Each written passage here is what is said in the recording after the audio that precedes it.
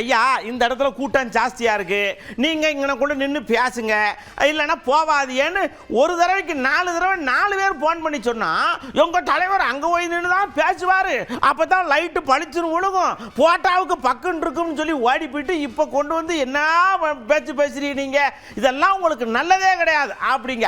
கரூர் மாவட்ட எல்லை தவிட்டுப்பாளையம் சோதனை சாவடி நிகழ்ச்சிக்கு பின் கேரவன் வாகனத்தை பின்தொடர்ந்து பெருவாரியான ரசிகர்களும் கட்சியினரும் நிகழ்ச்சி நடைபெறும் இடத்திற்கு வந்து கொண்டிருந்தனர். நிகழ்ச்சி நடைபெறும் பகுதியில் கூட்டம் அதிகமாக இருந்ததாலும் பிரச்சார வாகனத்தின் பின்னால் ஏராளமானோர் வந்ததாலும் கரூர் நகர உட்கோட்ட காவல் துணை கண்காணிப்பாளர் அவர்கள் பிரச்சார வாகனத்தில் இருந்த ஏற்பாட்டாளர்களை அக்ஷயா மருத்துவமனை அருகே நிறுத்தி கூட்டத்தில் உரையாற்றுமாறு அறிவுறுத்தி இருக்கிறார்கள்.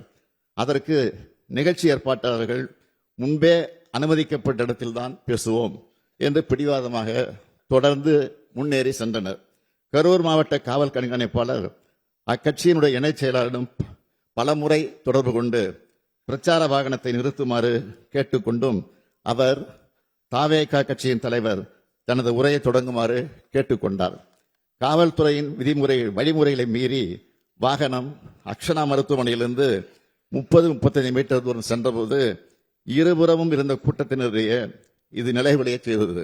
இதனால் கூட்டத்தில் பல இடங்களில் அலைமோதல் ஏற்பட்டிருக்கிறது. கூட்டத்தில் இருந்த பெண்கள் மற்றும் குழந்தைகள் மத்தியில பீதி, மூச்சு திணறல், மயக்கம் மற்றும் நெரிசல் ஏற்பட்டது. பலரும் கீழே விழுந்து மிதிப்பட்டிருக்கிறார்கள். கூட்டத்தின் ஒரு பகுதியினர் ஜெனரேட்டர் பகுதிக்குள் நுழைந்து தகர கொட்டகையை அகற்றியும் வெளியேற முயற்சி செய்திருக்கிறார்கள். இதனால் மின்சாரம் தாக்குவதை தடுக்க ஜெனரேட்டர் ஆபரேட்டர் மின்சாரத்தை துண்டித்திருக்கிறார். நிகழ்ச்சி நடைபெற்ற இடத்தில் கூட்ட நெரிசலால் காயமடைந்தும் சோர்வினால் மயக்கமடைந்தும் மக்கள் உதவி கோருவதை கவனித்து காவல்துறையினர் மருத்துவமனை ஆம்புலன்ஸுக்கு தகவல் அனுப்பி வரவழைத்திருக்கிறார்கள். இவ்வாறு கூட்ட நெரிசல் ஏற்பட்ட போது அவர்களை காப்பாற்றத்தான் ஆம்புலன்ஸ் வந்ததை தவிர நெரிசல் ஏற்படுவதற்கு முன்பு எந்த ஆம்புலன்ஸும் வரவில்லை.